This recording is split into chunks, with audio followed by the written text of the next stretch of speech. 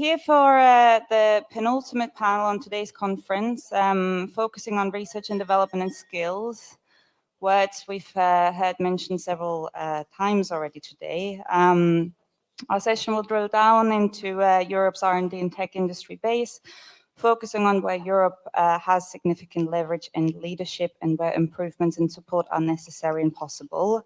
I think most people in the room will be familiar with the EU's digital compass, which has set out that by 2030, the EU should have 20 million ICT specialists, some of which also should focus on semiconductors. And the Chips for Europe initiative under the European Chips Act provides for the establishment of so-called competence centers all across Europe, which are supposed to focus on developing skills.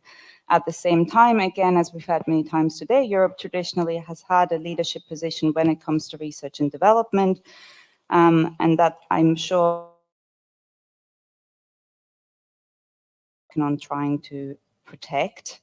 Here with us today to help us understand what the European Union can do to promote research and development and skills in Europe are representatives from the European Commission, IMAC, the Inter-University Microelectronics Center in Leuven, the International Iberian Nanotechnology Laboratory, and Valeo. But to start us off, I'm pleased to give the floor to Eva Midel, who's going to join us on stage in a minute, the Shadow Rapporteur for the European Chips Act. Over to you. Thank you.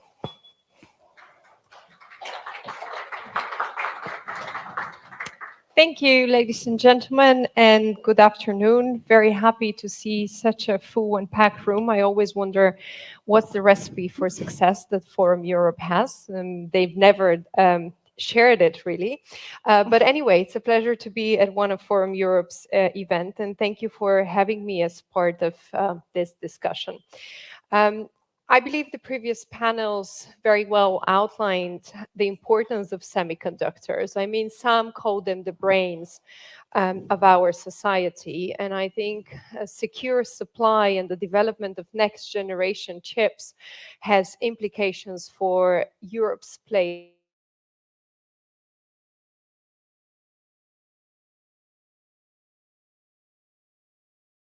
situation we find ourselves in. When we talk about the EU chips package, the way we see it with some of my team and with members of the parliament, it's in a way a lighthouse project. One that will, on one hand, require the full financial, but also political will of the EU and its leaders. We have had big picture projects in the past, and I think it's more important that today we learn and we get the takeaways and we draw from those experiences, because some of those projects indeed delivered, but others perhaps could have performed better. So I believe that to maximize the potential of research and development, we have to concentrate on three main areas in order to make this lighthouse project a success. And these three main areas are within the remit of this panel, of course, as other areas were already discussed previously and will be discussed later. But today I will briefly pinpoint and emphasize first about the importance of getting serious about skills.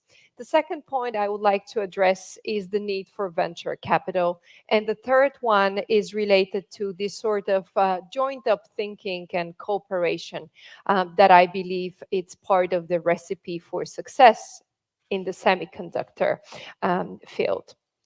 So let me elaborate a little bit more on the importance of skills. I mean, it's no news to say that there is a skills shortage within Europe when it comes to the semiconductor industry. But this challenge is not just European challenge. It's a challenge that is mirrored in Taiwan, it's mirrored in the US, in China, and other nations. And the Chips for Europe initiative, I think, aims to help tackle this shortage through supporting education, to providing postgraduate programs, apprenticeships, training courses, reskilling initiatives, and so on and so forth. If we look at one of the most successful countries when it comes to chip production, the Taiwanese government and local chip companies are investing hundreds of millions of dollars in education, particularly in order to offer specific qualification to professionals, particularly in this field. So given the importance of skills, I think Europe should track the skills gaps as closely as it tracks basically potential breakdown in supply chain, as we have seen the way we managed that over the past 2 years. What are the trends showing us? The trends are showing that workers, and particularly younger workers, move very quickly. They live and work in a different pace environment. And in many instances, they leave the semiconductor industry altogether, actually, after just a handful of years. So Europe's employment conditions should make sure that talent that wants to come in Europe could also stay in Europe. And this means, on one hand, looking at wages, at family mobility, but also perhaps at making sure that STEM is more attractive also to female-friendly environment. What we have noticed, and what trends, of course, again, pinpoint, is that the younger generation are really searching for more than just a paycheck. They want to see jobs with purpose, jobs with meaning. And I think we have an important work to be done in making the semiconductor design, but also the semiconductor production, show the importance of the societal impact that it has. So if we could brand already in university, and the help of the industry, of course, here is key, and training levels, the need to improve and increase this attractiveness and brand it in a better way. I think this could be one of the many steps, of course, to help the skill shortage in this field. We've also noticed that because is a highly interesting and also challenging type of job vacancies, even if they're filled, the workers there still want to be challenged, they want to be upskilled, they want to be educated. So learning and development is absolutely vital and key for research and development.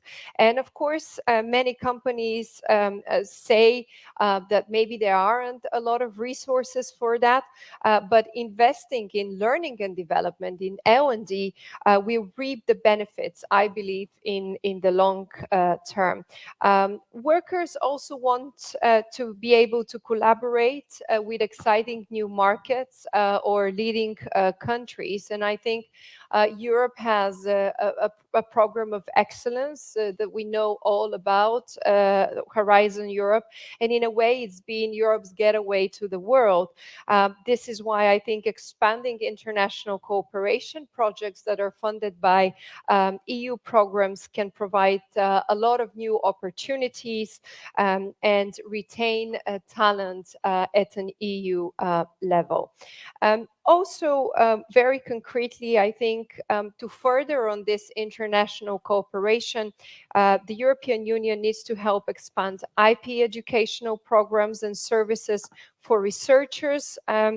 Basically, in this way, we can help increase confidence and willingness even further to collaborate internationally.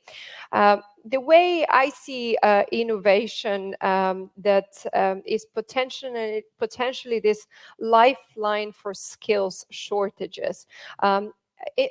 Artificial AI development and automation, I think, will be really key in preventing this sort of disruption that we can see throughout the supply chain of semiconductors. what we see is that the technology around the chips industry truly evolves at a great pace, and companies will need to begin hiring with the consideration that upskilling and transferable skills will be, of course, of increased significance, and indeed will become the norm. And probably some of you might argue that they are already the norm. Um, Finally, a little bit more concretely on EU level, I think we cannot talk about skills if we don't talk about workers' mobility. Of course, we have the blue card, and already this has been revised and improved from its first initiation, and it reflects the current, though, limitation of being able to truly seek a globalized and skills-based approach to attract talent to Europe. And I think we need to be more honest and open-minded, basically, about what it takes to attract workers.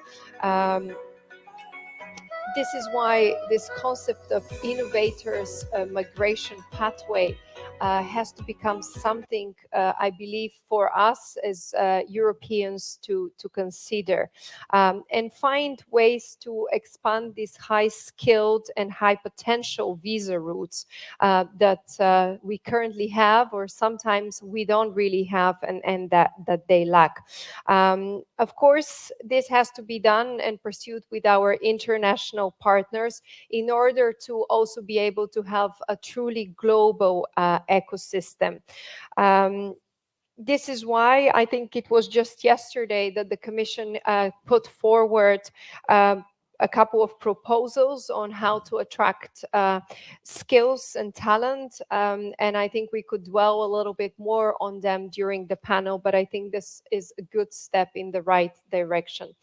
The second point, and now I will be brief, is the relationship between public and private investment, and in particular, venture capitalism. The venture capital world presents very, I believe, interesting opportunities for the semiconductor world. But to maximize its potential in this area, I think European institutions, but also particularly national governments, must look at how they can responsibly make sure they reduce the risk, but increase the speed to return to encourage private sector investment. What we see is that smaller, more agile investment sums can be really powerful if they're used in a strategic manner, because venture capitalists have a strong track record of mainly backing, and not only startups, but their role in the future of Europe's semiconductor industry cannot and should not be underestimated, because very often they help and give birth to groundbreaking change. But to do so, I think at the EU level and also at the governmental level, we have to increase the dialogue across Europe in forums, also like today's, that bring together industry, that bring together legislators, corporation, the financial sector, and also independent venture capital.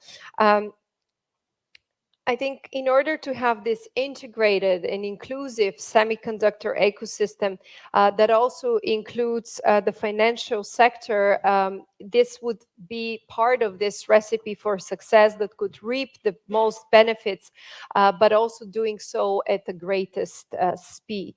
I think there should also be efforts to train and upskill financial people with financial background, financial professionals, on the nature of the semiconductor industry, but also on its trends, while we make sure we educate SMEs and startups how to access the venture capital.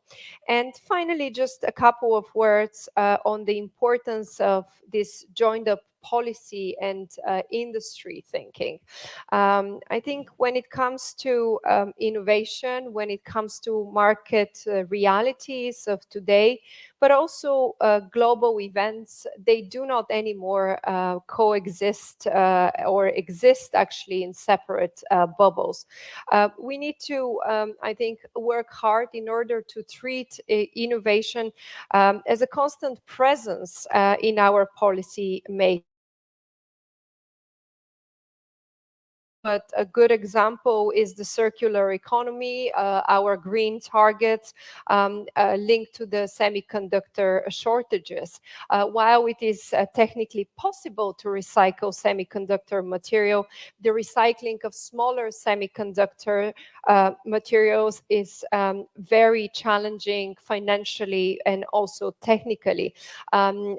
Leading companies, I think, are working on finding a success in that domain, but we are still at the very early stages of the process. But I believe once basically this is cracked, it could be a real game changer for the industry. So I think this is a good example of how innovative solutions can be applied across many different policy and industry sectors. And finally, a more political remark. I think urgency has defined high-level political discussions in the recent years. But very often what is urgent drives out what is important. And I have seen that here in this town a number of times. A year ago, there was a European Innovation Council Summit that was launched. It brings together startups, it brings together innovators to connect. But I always wonder, where is this other summit, the real summit, the European Council Summit, the one that is between leaders who match up, basically our highest level political objectives with our research and development goals, and bring together, truly everyone together and come up with a strong political statement that would be followed by action. So this is the sort of summit I would like to see in the Brussels city, in the council building, in the months to come. Because innovation and research and development are a guiding light in a way for many of our most important challenges in the next 10 years. And we have to approach it with a political priority as well. And in my capacity as EPP lead rapporteur on the CHIPS Act and rapporteur towards this, and we hope we could ensure that these priorities will be treated in such an important way. Thank you very much. Thank you. Thank you. Would you like to take a seat? Thank you very much, Eva.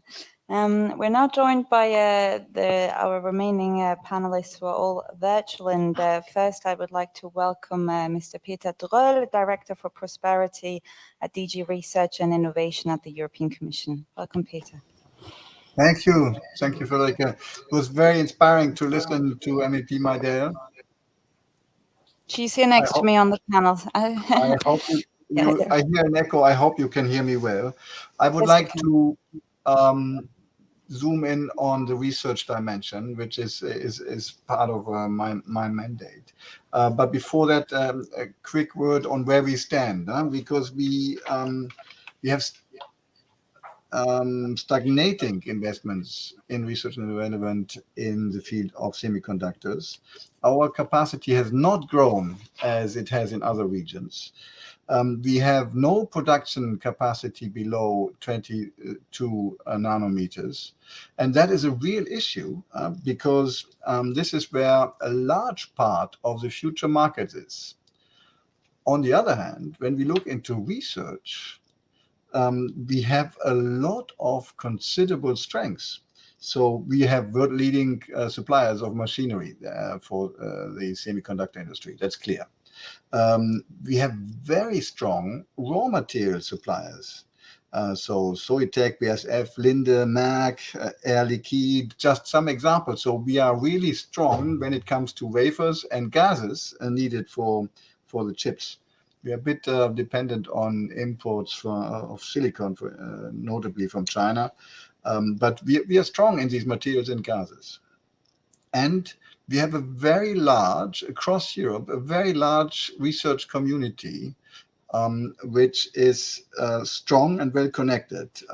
Some are very visible, and Joe from IMEC is an excellent example, also Circularity and Fraunhofer. But I would like to mention more those who are perhaps not that well known. The research and technology organizations we have in practically every member state, pockets of excellence, be it in VTT in Finland, TNO in the Netherlands, CNR in Italy, Tyndall in Ireland, and we heard from the minister earlier, the Austrian Institute of Technology, RISE in Sweden, CSIC in Spain, INESC in Portugal, FORCE in Greece, and I could go on. So we have a very good research and technology organization network and strong in this field. We have leading universities, Delft and Eindhoven, but also Grenoble, Dresden, Graz, Milano, Tampere, Cork, Bratislava, Lund, the Danish Technical University, Brno, Dansk, Thessaloniki, and the Bucharest University. So we have a lot of strengths in the field of research. So the question is, if we are so good in research, why are we not so good in value creation? And that has to do with how we deal with markets. And MEP Maidel mentioned already the framework conditions we need to look at: startups, investments, capital markets, skills attraction. But I think there is also something we should do and can do and are doing as regards knowledge valorization from the research we fund, channeling investments. The taxonomy for green transition is very relevant also here.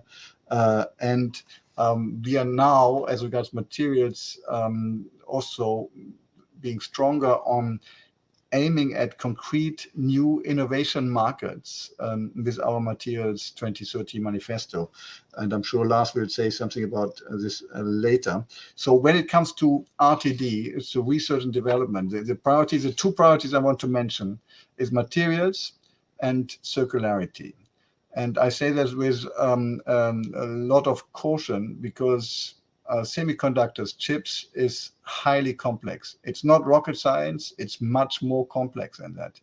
So I say that with a lot of modesty. But when you look at materials, in the last 20 years, the number of elements present in a chip has quadrupled.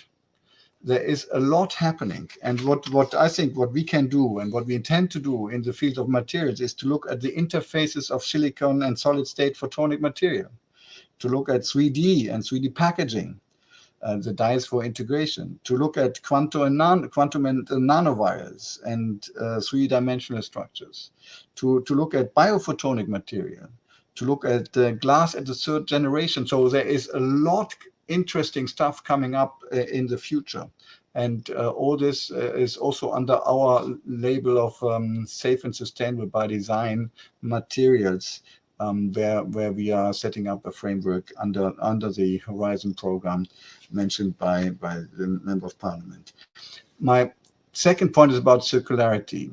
And let me be a bit provocative here. I'm grossly simplifying on purpose, but on a whole, if you look at the semiconductor industry, circularity is not seen as a big issue because we are at the nano level. And it's all about the good things we can do with digitalization of processes. But that would be a mistake to put it like that, because the origin of the materials is from mining of metallic ores, and that's dirty. Also, the production process is quite dirty. If you had the standard subtractive processes, remove materials and create a lot of waste and wastewater, and spin coating of polyamides is inherently wasteful. So the process of production of chips is not circular enough, certainly not. And this is where the future markets also, I think, are relevant, and where we can take inspiration from what we've done in the energy intensive industry, the heavy industry, with hubs for circularities under our partnership process for Planet. So it is about and this is where I think our future research should have a strong focus, is about the improved reuse and recycling of chips and the improved chip manufacturing. So the recycling point is very important, and I can come back to the market elements for this also in the future. But let me stop here as a way of introduction. Thank you very much.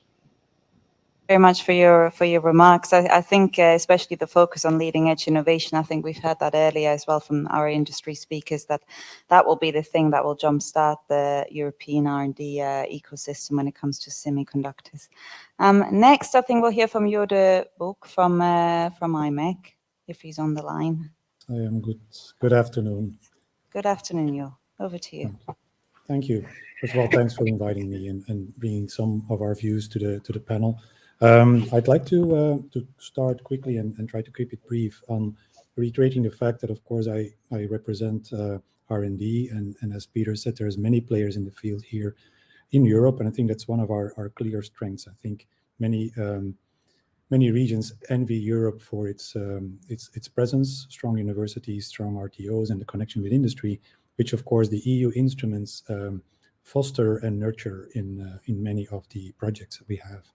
But then again, we see indeed some of from the results of this research find it hard to get to industry. Some do, as a matter of fact. It's not all trouble. Many of the R&D results get adopted.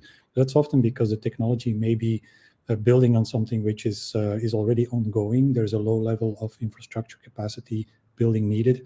And first and foremost, often the market is very clear and it's local. And a lot of that is being supportive of making the adoption, economically speaking, easier. Sometimes indeed, and as we realized in this crisis that we now had, but also looking forward to the future needs of Europe and the fact that we want to play this game for very good reasons, or at least be in the game for 20% or more, is that the gap from lab to fab, if you want, is sometimes quite large, because the demand needs to be created, and we need to train people to, first of all, understand the needs, see the needs before others do, because they can then get first to market. And with the creation of demand comes access to technology, which is often very expensive. And so there, if you look at the gaps to bridge, it's the creation of demand, it's the catching up or making sure you stay in the advanced technology, whatever that is, and then indeed get the investments done through various channels, as mentioned earlier by MEP Rodell as well, and then of course create the skills. We'll come back to that later. Now, as Dan Nika said in one of the previous panels, it's not about who gives more money, it's about who's smarter, and I think Europe needs to indeed do that. So one thing I think in order to be smart in general is, of course, to build on strengths, to make sure that the leading markets that we have, and it could be in communication, could be in health, in mobility, but of course also the needs of high performance computing, that we look at throughout the value chain which strengths there are. And this goes from indeed the application builders that we need to beef up for sure. It goes to the system builders, and then of course the chip manufacturing, and then maybe at the bottom of the value chain, but very importantly, the manufacturers and the material suppliers, as Peter also mentioned, which in Europe is a quite strong asset that we have. So building on skills is a smart way to move forward.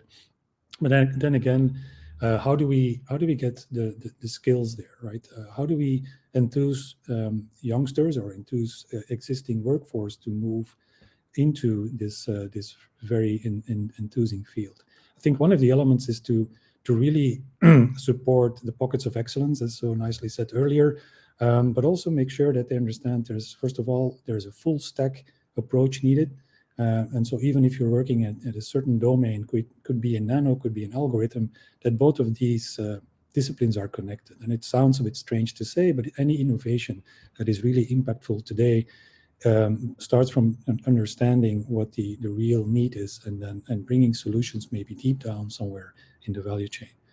Connected to that is that we need to make sure that everyone understands, and specifically the youth and the broad population and in the schools, that our field, the semiconductor field, does tackle challenges. And it's not just an industry, it's an industry that enables. And I think this crisis has shown us that we are definitely, well, the brains, but also the eyes, the ears, and the intestines of many of our applications. We bring power, we bring sense and sensitivity and sensibility to many of the services there, and we just boldly enable them. But also we connect to green, right? It was mentioned in one of the earlier panels as well. Green connectivity are all vital to our functions, and therefore needed. So that could enthuse indeed the youngsters to become part of this. And then finally, I think what also is very important, and also I think attracts talent, is the partnerships. The fact that we are not looking at just a region, not just a nation, not just Europe, but we're looking at international partnerships. And we have the good fortune at IMEC to have about 100 nationalities with different maturities from a professional point of view, but they are bringing these different viewpoints, and that inclusion is quite important to attract the youngsters today, because that's what drives them. So with this, I think main elements throughout the three pillars of the CHIPS Act I have mentioned. One important one, I think, is also the startup community. Many, as mentioned by the MEP earlier, many talent goes into and finds a lot of enthusiasm and drive in startups and scale-ups. So we need to make sure that we, from nurturing the ideas, nurturing the talent, coaching them into making the right choices, or at least understanding when choices need to be made, and then getting the capital behind it, is a very important thing. And we've seen this, that deep tech innovation in Europe can be done. We have many of our RTO colleagues have seen this innovation there, but also investments there are definitely over the past half decade grown tremendously. And then finally, and I'll close with that, sustainability is very important. Sustainability will indeed, and it's a research theme maybe now, but it will land in the industry very fastly. And it also is a very keen element towards making our industry attractive for talent and investors. With that, I'll hand over again. Thank you very much, Joe. I think what you mentioned, I think, is also what Eva said earlier. We need to make the research attractive so that people want to participate in it. I think we have one more speaker with opening remarks. So I'd like to hand over to Lars Montelius from the Director General at the National Aviary Nanotechnology Laboratory. Welcome, Lars. Could I ask you to keep it brief, please, just because... Yes, I will do that. Thank you very much. Can you hear me well? I guess so. Right. So I would like to maybe connect, let's say, the dots of the previous speakers a bit. I mean, we all understand that chips are, of course, of extreme importance for everything that is needed in society. It is like the new oil, if you like. So, and the shortage that we have kind of experienced now during the COVID situation, of course, has made it obvious that we need to do something in Europe. So just as a comment about what we can do, let me talk about the Materials 20 Manifesto. That was something started about a year ago. And here we are putting all different dimensions together in a very holistic approach, all to bring all the necessary materials, let's say, components, processes, technologies together with all the citizens, all the different categories. So it's a really brave kind of endeavor, and it is about securing a quick translation of innovation into different markets as quickly as possible.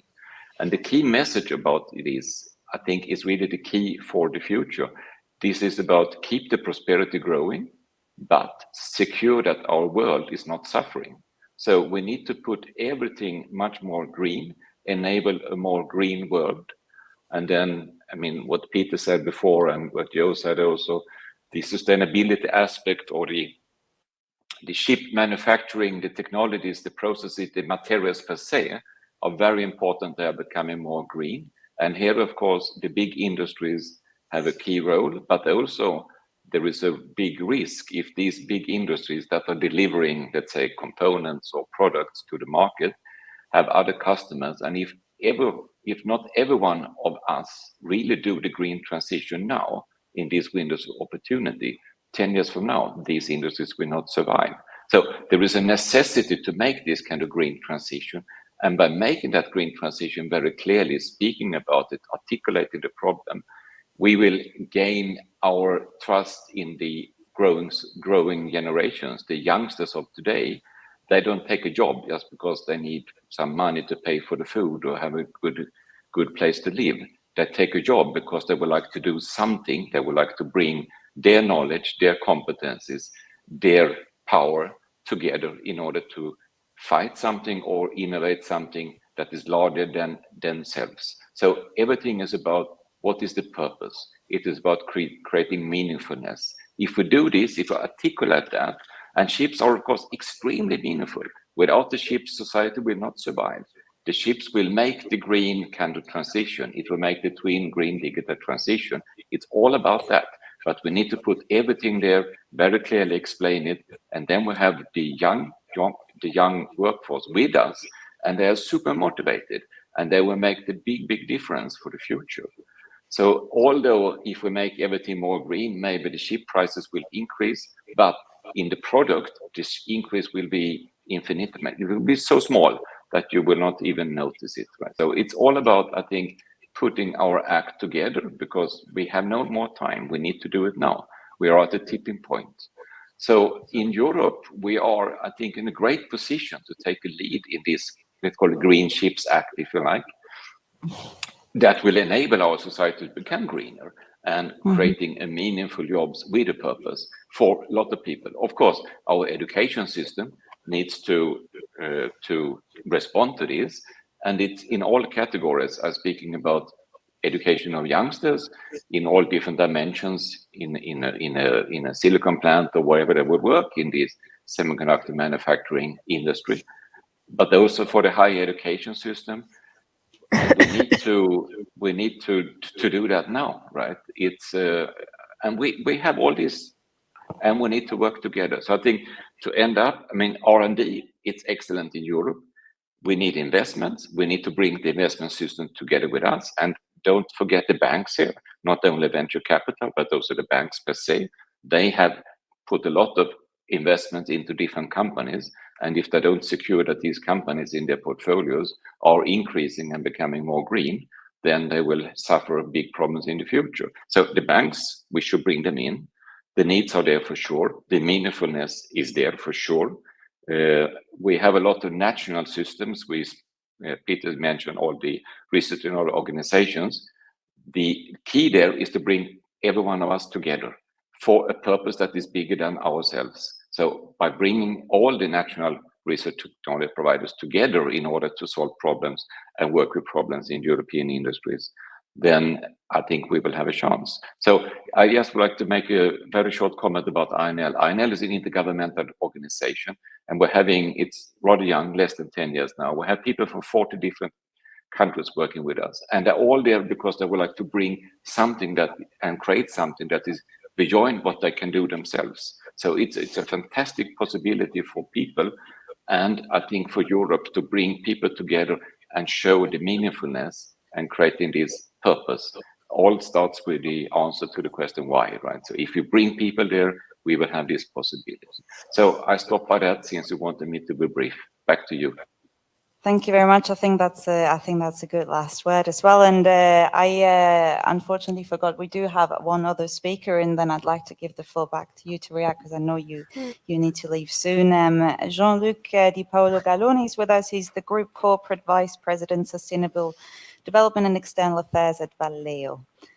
Please, Jean-Luc.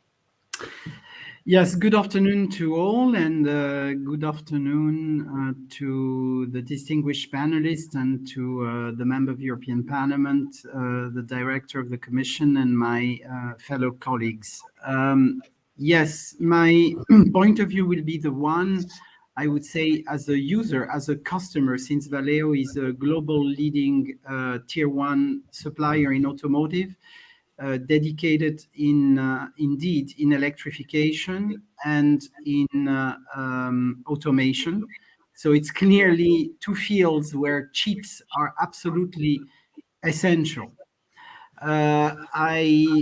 I'm completely in agreement with what my predecessors have said. As a matter of fact, we would love to buy more chips from European semiconductors, but as you know, they represent a very limited capacity of the chips that we get because of the shortage.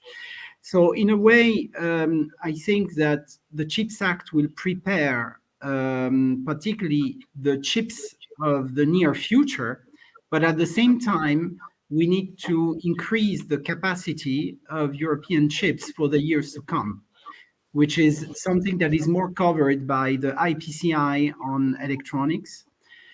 The other, I would say, importance of virtuous circle that we need to create is to endorse and reinforce the verticality. On one side, it's extremely important to ensure what will be the semiconductors' needs and the lithographs, such as EMAC. But at the same time, it is extremely important to understand that we need to have the chips of what the applicative, the software applications will need in the future. And here we need to preserve, indeed, a value chain, not only just in R&D, but with clear global market perspective. I belong to a sector with health that are the two leading sectors in R&D.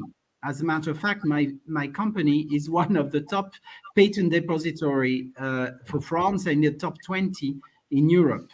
So it is extremely important that when we talk about skills, we make sure that all our R&D, I would say, departments are linked in a, I would say, customer orientation more than in the past.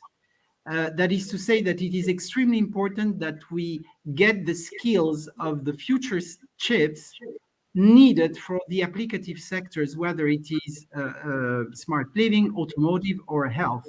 And this is exactly the kind of, I would say, value chains that we are seeking in initiatives such as Key Digital Technology, where I am also chair of the private members board. So I do have a bit of experience of European collaborative and compliant research at this level. One point I want to emphasize, and to get along with what the director of the European Commission said, and to reinforce this point from an industrial point of view, is that indeed we as customers of the semiconductors are really requiring that the semiconductor value chain gets a deeper dig on the circularity and the decarbonation of their solution. It's not just about how to make a factory be the most carbon neutral possible. We all do that, whatever industrial player we are, but it's to make sure that the wafers of the future will be able to be, I would say, with less carbon impact and with less, I would say, non-ability of recycling possible. This is what is extremely important. And there, because it is nanotechnology, there is a lot of room for improvement where all our engineers together in a value chain approach should work. And to be honest, it's also a mindset. It's not so clear in all semiconductor players that it is a must. And we need to bring along, together with just pure researchers, their head of sustainability, together to work with R&D, purchasing, and customers departments to understand that if we need to achieve the goals of the Green Deal, we all need to work together, where customers and suppliers in a value chain of electronics need to really upgrade their decarbonization efforts. And I was glad that thank you very much, that topic ahead, and we will follow it. Thank you very much. Thank you very much for your remarks. And I think the importance of collaboration has been raised by the majority of people in the room today. Eva, I know you need to leave in a minute. Is there anything that you would like to say in response to what has been raised? Well, first of all, it was very insightful for me because all the other panelists are true experts in the field. I just perhaps would re-emphasize the three main points from my perspective, and also share a little, not really a story, but my experience, because this particular panel, after all, it's focused on skills. And I think at one of Forums Europe events on cybersecurity, I might have mentioned that because someone raised the topic of skills in my panel back then. A couple of years ago, it was around 10 years ago, I think everyone was worried to speak about skills and education here among the Brussels bubble and European institutions. And this, over the past couple of years, has changed tremendously. And I think it's a good step because it also raises the awareness among institutions, among member states. But unfortunately, the technological industry, it's actually fortunate from my perspective. It's unfortunate because we do not have the prepared professionals. But the technological industry is moving at an unprecedented speed, while our educational system or training system is not necessarily prepared to face the demand. And hence, there's still this humongous gap in between the needs of the private sector and the opportunity that the labor market presents itself at the moment. And this is why I said I would like to see a European Council meeting on, on these tech challenges. But one of them is also the upskilled professionals and the skilled professionals and prepared professionals. So I think this topic still needs to be raised at the highest level possible, because if we want to lead in the area of semiconductors, we do see that there is a lot of preparedness from the private sector to invest, or relatively a lot of preparedness. The EU is ready to chip in. Member states are some of them ready to participate. So one could say on a financial, side, we'll probably make it, even though the investments are truly humongous for our continent in a way, but we will not fulfill that aim if we do not have the skilled and prepared professionals. It would just be impossible. We might have the components, we might have the silicon delivered and so on, but we'll need the people. And all great managers know that the first important thing for their success is the people. If you have excellent people, then you are going to be able to achieve your aims. And then from my perspective, it's truly important to have this joined up thinking and cooperation, both at the EU level, when it comes to institutions, member states, private sector, of course, extremely important, as it was highlighted by all of us, but also internationally. We need to know who are our democratic allies, and I believe we know, but we need to continue strengthening our ties also in this domain. It will not work otherwise. And the skills problem is a global problem. It's not just particular for us. And in this respect, one could say there is a global war for talent as well. So we'll need to consider this too, how to cooperate with partners, and how to make sure that in a way we are all satisfying the needs of our markets. So I took great insights that I think it will be very valuable for my work. And I would like to thank you once again for the opportunities. And indeed, I have a meeting in the Parliament that I need to go to. Otherwise, I would have loved to stay longer. But I think some important points were raised today. Thank you. Thank you very much, and thank you very much for joining.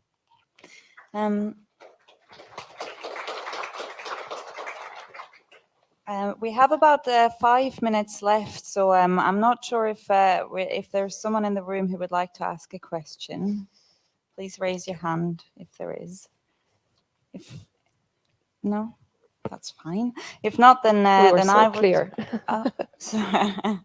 If not, then I would just have one final question to our panelists that I'd like to ask you, maybe in a sentence or two, if possible, just because we are nearly out of time. And that is, if there's one thing that you think is missing, or from everything that we've discussed today, what do you think is that thing? So the EU Chips Act obviously provides a lot of different opportunities, funding, skills, development is all in there. But what is, in your opinion, what's missing, and where do we need to do more? Maybe Jo, if you would like to go first. Thank you. Well, I think a few things were said in this and also the other panel. Just very quickly, I think making sure that we now come together quickly, all the players, including, of course, Parliament, Council, and Commission, but also, of course, the industry. And I think industry and the R&D community have been working closely. So let's make sure there is a very good synergy and synergistic discussion coming up. And then the second, if I can wish for, is speed, right? I mean, can we move this process as fast as we can?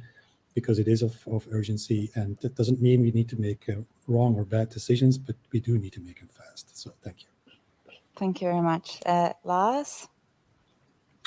Yes, I will like a very, very short. I think what we need is to explore the interfaces between the different stakeholders, the interfaces between the industry, R&D, the politicians, the finance, the venture capital, etc. If we do that in a coherent way, we may be able to, let's say, win the race. Right. Thank you. Jean-Luc? Oh, we can't hear you, sorry. Yes, I was muted. Yeah, now I can. Is to explore also and optimize the interfaces of the existing, I would say, projects and initiatives at European Union level.